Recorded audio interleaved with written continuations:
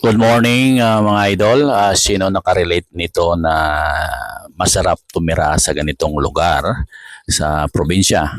So ito po ay matatagpuan po sa Kabankalan, no? Barangay Utod, no? Nasakupan ng Barangay 1. So yan po at mga bagong pananim na palay, no?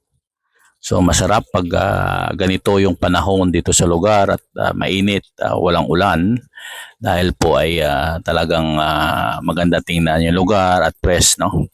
So pero pag dumating na po yung ulan na isang araw, sigurado po itong lugar na to ay magkakaroon ng baha galing po doon sa sapa na in-explain ko nakaraan, no? So yan ang mga palay dyan, mga bagong pananim.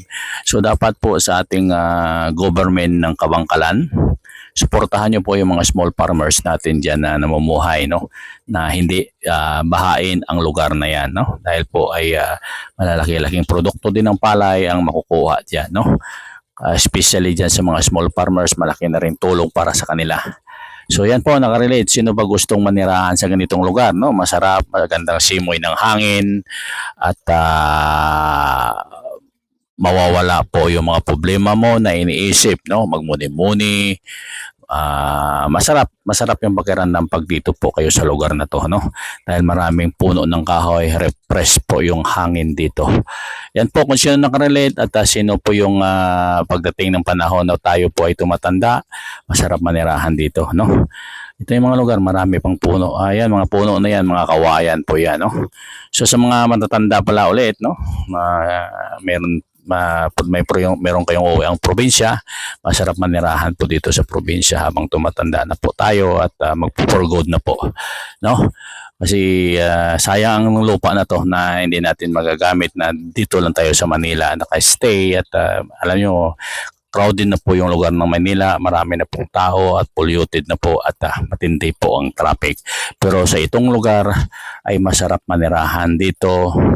Masipag ka lang magtanim, mabubuhay ka, mga produkto ka ng mga gulay dito at mga palay, iba-ibang klase ng gulay.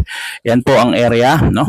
Sa nakarelate, comments lang po kayo below kung anong masasabi nyo sa lugar at kung masarap bang manirahan sa ganitong lugar habang tayo ay tumatanda, no? Sa ating mga, especially sa mga seafarer na on board ngayon na tumatanda na, kung meron man kayong uwi ang probinsya at meron kayong lupa roon, at mag-isip-isip na po tayo, no? Habang tumatanda tayo at ipoprogod na po natin yung ating sarili sa lugar na to. Masarap po manirahan sa ganitong lugar dahil po tahimik, no? Malayo sa mga ingay, no? At masarap, no?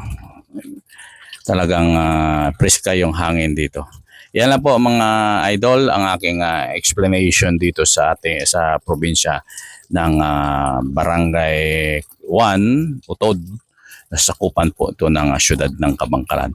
At sa ating mga kaibigan at mga classmate, brad and sisters dito sa Kabangkalan, shout out po sa inyong lahat and have a wonderful day and God bless po sa inyong lahat and thank you very much.